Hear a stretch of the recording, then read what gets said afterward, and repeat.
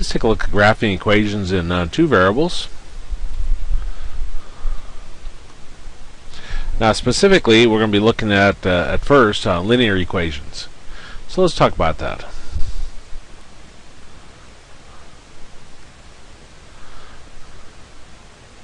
Linear equations is of this form. You got ax plus by is equal to c.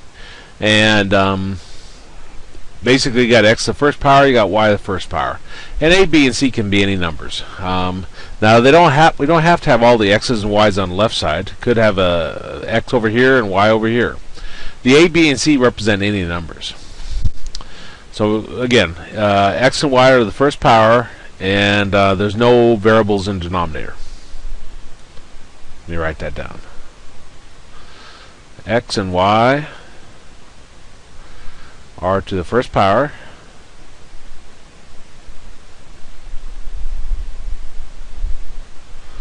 and no variables in a denominator.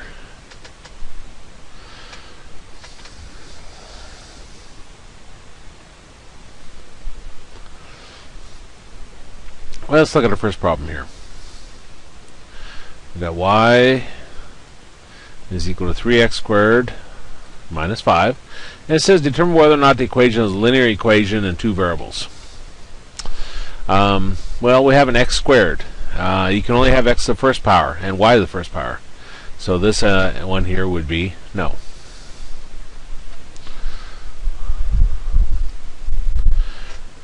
Now here we got 3y plus 2x is equal to 7. Well, we got x to the first power, y to the first power, no variables in the denominator. This is a linear equation in two variables.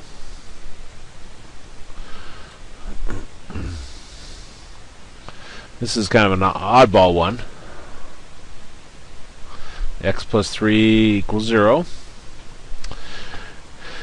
Now remember what I said over here, a, b, and c can be any numbers. It can be 0. Like if I put 0 in for b, I get 0 times y, that'd drop away. So this is actually yes. We have x and y to the first power. We don't have y, but we have x to the first power, and there's no variables in the denominator.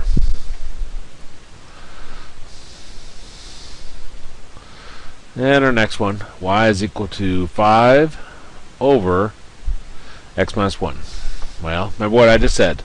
There's no variables in the denominator. So the answer here would be no.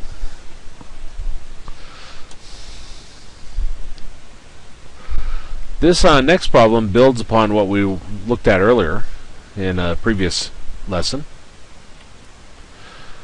It says graph each linear equation using the point plotting method. So I got y is equal to negative 2x plus 3. Now what we're going to do is we're going to build a t-chart here is what this is referred to as. And you want to pick three x values. When you're doing a line, linear, where everything's the first power, you pick three data points. I'm going to pick, I don't know, negative 1, 0, and 1. And we're going to plug those in. So we got x equals negative 1.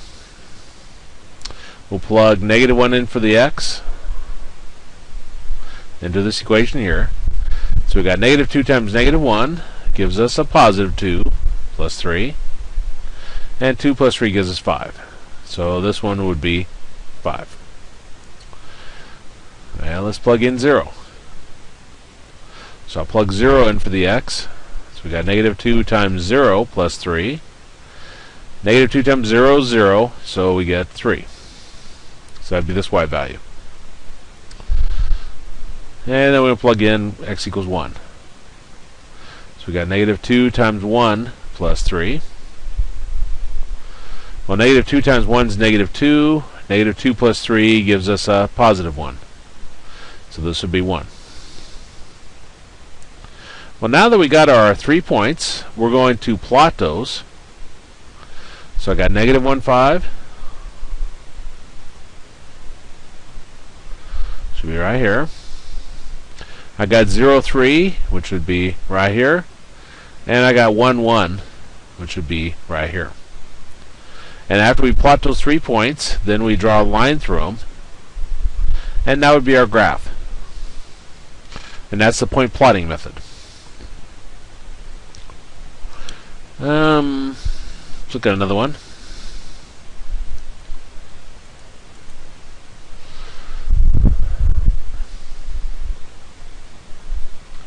So we've got 4x minus 3y equals 12. Now, it's kind of your choice, but I find it easier when working these problems if we go ahead and solve for y. So in solving for y, we're getting rid of parentheses, don't have any. Get rid of fractions, don't have any. Get everything with a y on one side, so I take negative 3y to the right side, and everything else on the other side, so I take 12 over. So we've got 4x minus 12 is equal to 3y. Remember, when you take anything across or equals, sign changes. And we'll divide everything by the number in front of our y, which is 3.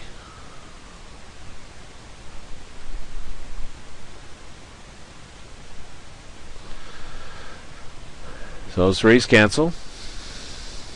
And we got y is equal to 4/3 x minus 4. Okay, so let's pick some values now. I'm trying to think if I have enough room up here.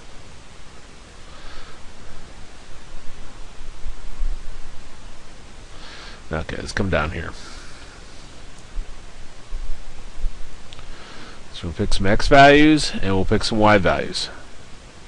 Now, the x values we pick, if we have a fraction in front of our x, what we want to do is we want to pick multiples of the denominator. See how the denominator is 3?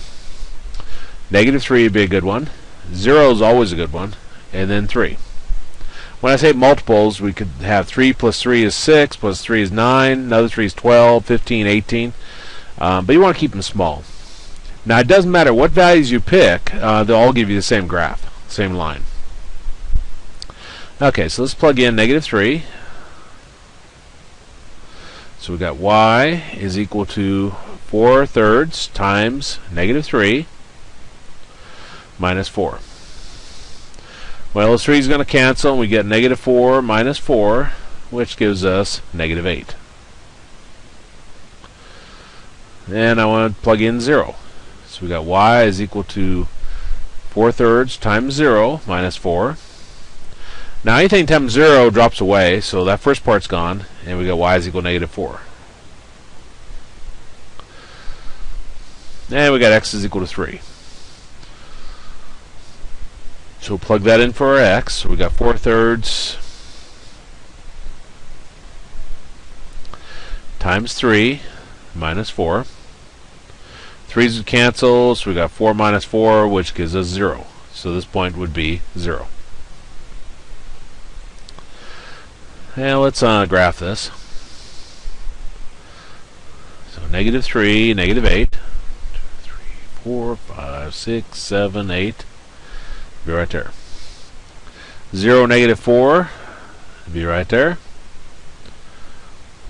And 3, 0 be right there. Now after you get those 3, draw a line through them. Now the reason why you do 3 points is 2 of them will give you the line, and then the third one is kind of a mathematical check. Now, unless you've done this on graph paper, it's not going to be perfect. So if it's not quite right, make your dot a little bit bigger. Had a professor at Wichita State that called that the big dot theorem. And that would be our graph.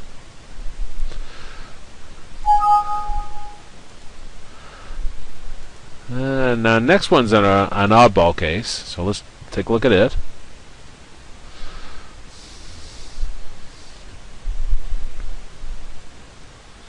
And then I'll talk about, after I work this one, I'll talk about the oddball cases. Now, before we solve for y, if you got a single variable like this, then solve for the single variable. So we'll take 3 over, and we get x equals negative 3. Well, if I do my point plotting here, it says using point plotting method. Let's pick values for a y. So we've got negative 1, 0, and 1. Well, if y is equal to negative 1, x is negative 3. If y is equal to 0, x is negative 3. If y is equal to 1, x is negative 3. I think you see the pattern here. No matter what, x is equal to negative 3. That's when you have a single variable like that happens. Well, let's see what that graph looks like. Negative 3, negative 1. It's right here. Negative 3, 0 is right here. And negative 3, positive 1 is right here. So it'd look like that. Well, let's talk about these oddball cases, because once you see them, they're very easy to actually graph.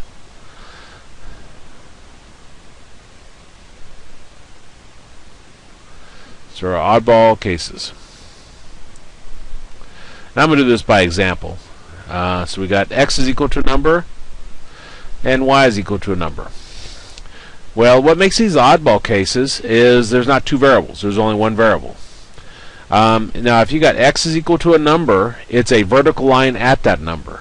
So if I go to 2, that would be our graph. Now, if you got y is equal to a number, it's going to be a horizontal line at that number. So this will be y is equal to 3. And it looks like that.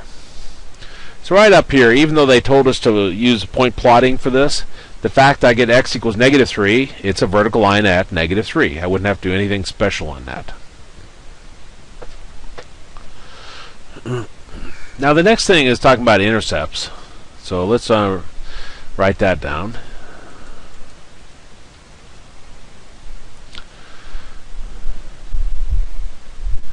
Now our x-intercepts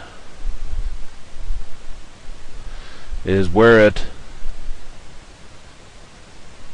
touches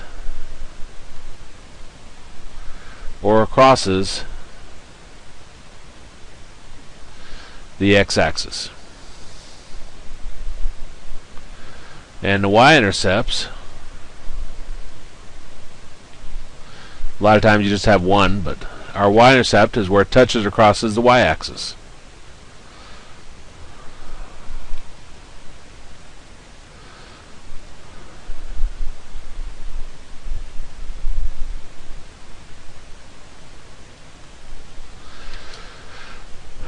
Let's look at our first problem here. It says find the intercepts of each graph. Let's first look at our x-intercept. Now our x-intercept is where it touches or crosses the x-axis, which in this problem is 6. So you could write 6, or to write it in point form would be 6, 0. Now you'll find here at first in elementary algebra they'll definitely write it in point form. But then as you go on into a little bit into intermediate algebra and college algebra, they'll switch over just writing 6. Now our y-intercept is where it touches or crosses the y-axis, which is 3. So we'll write 3, or to put it in point form would be 0, 3. And those would be our answers. Take a look at this one. Now our x-intercept. That's where it touches or crosses the x-axis. Well, this is a horizontal line at 2, so that doesn't touch the x-axis at all, or cross it. So there is no x-intercepts. Now for our y-intercept, that's where it touches or crosses the y-axis, which is at 2. So I can write 2, or in point form would be 0, 2. Now that's graphically. Let's take a look at how to do it algebraically.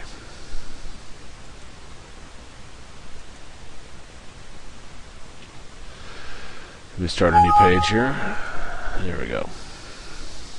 So we got 10 is 5x minus 2y is equal to 20.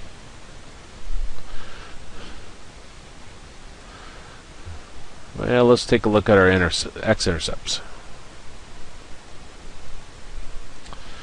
We're going to plug 0 into y and solve.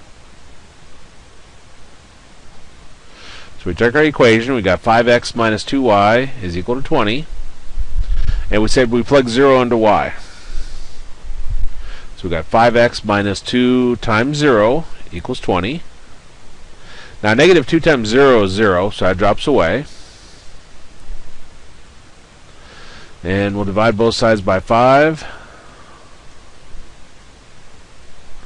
And we get x is equal to 4. So x-intercept wise, this would be 4, 0. Now for our y-intercept, we're going to plug 0 into x and solve.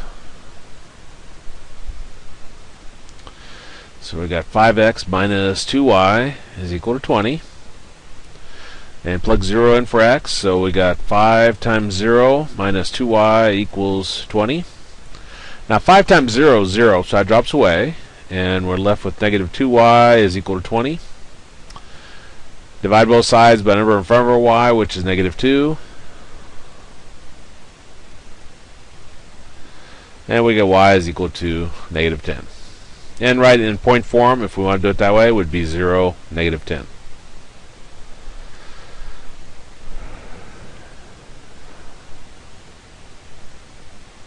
There we go. Now it's easy. When you find the intercepts, you always plug 0 in for the other variable. So if we find x-intercepts, you plug 0 in for y. If it's y-intercepts, we plug 0 in for x. And then we go from there. Let's take a look at another one. So we got x over 3 minus y over 6 equals 2. I'll grab a drink here.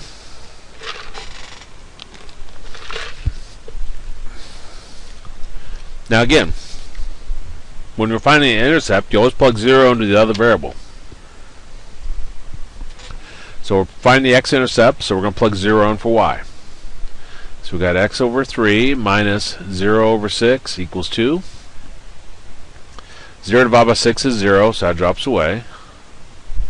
And we got x over 3 is equal to 2. Now we want to get x by itself. This is a linear equation. Get rid of parentheses, get rid of fractions, multiply everything by the LCM of all your denominators. Only have one denominator. So multiply both sides by 3. And those 3's cancel, and we got x is equal to 6. So this point would be 6, 0. Now for our y-intercept, you always plug 0 into the other variable, so we'll plug 0 in for x. So I got 0 over 3 minus y over 6 equals 2. 0 divided by 3 drops away. We got negative y over 6 equals 2. Solving for y, get rid of parentheses, get rid of fractions. Multiply everything by the LCM of all your denominators. So multiply both sides by 6. And that gives us negative y is equal to 12. And then divide both sides by the number in front of your y, which is a negative 1. So this is like negative 1y. So we'll divide both sides by negative 1. And we get y is equal to negative 12. So this point would be 0, negative 12. Now this next one's an oddball. And it's best on the oddball ones to just graph it and look at it. So we got x minus 5 is equal to 0. Remember, what makes this an oddball one is it only has one variable. Doesn't have both x and y. So if I solve for x, I take negative 5 over, it becomes a positive 5. Let's go ahead and graph it. X is equal to 5. Remember, x equals to a number is a vertical line at that number. So we're going to put a vertical line at 5. And now let's answer the question. Your x-intercept is where it touches or crosses the x-axis, which is at 5. You can write it that way or do 5, 0. Now your y-intercept is where it touches or crosses the y-axis. And this one doesn't touch or cross the y-axis, so it would be none. Let me start a new page.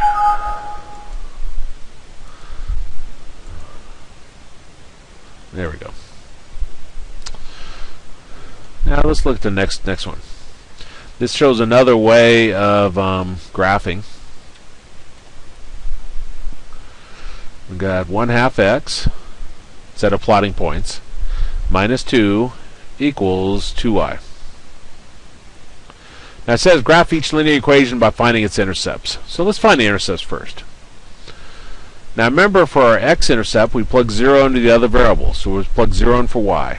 So we've got 1/2 x minus 2 equals 2 times 0. Which gives us 1/2 x minus 2. 2 times 0 is 0. Now our first step, get rid of parentheses, don't have any, get rid of fractions. We do have a fraction. We only have one denominator, so our LCM of those denominators is 2. So multiply everything by 2.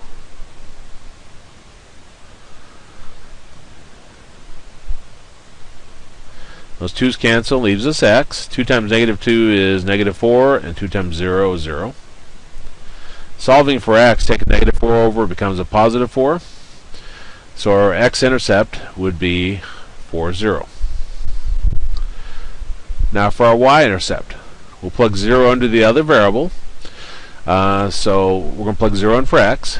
So I got 1/2 times 0 minus 2 equals 2y.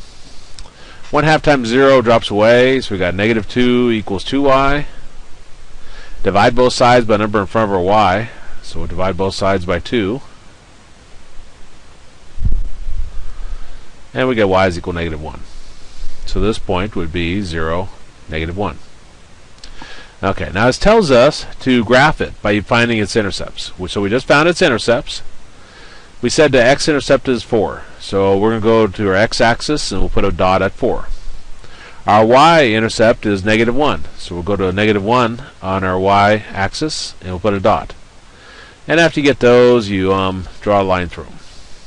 Usually you don't need to put a third point on that, because if you find the intercepts, when you plug 0 in, things drop away really nice, and you don't have to worry about math mistake as much. Doesn't mean you still can't make it, but you don't have to worry about it as much. And let's look at another oddball case. This says graph each horizontal and vertical line. Kind of gives it away. From the fact that we only got one variable, that tells us it's an oddball case. Well, what we have to do is we have to solve for that variable. So we'll take the negative 6 over to the right side, and it becomes a positive 6. Divide both sides by the number in front of your x, which is 3. And we get x is equal to 2. Those 3's cancel. Remember, if you got x is equal to a number, it's a vertical line at that number. So we're going to go to 2, and we'll draw a vertical line. Now if we had y here, you'd do the same thing. You want to get the y by itself, and then be a horizontal line at that number. And that's the last problem here, so let me stop the recorder.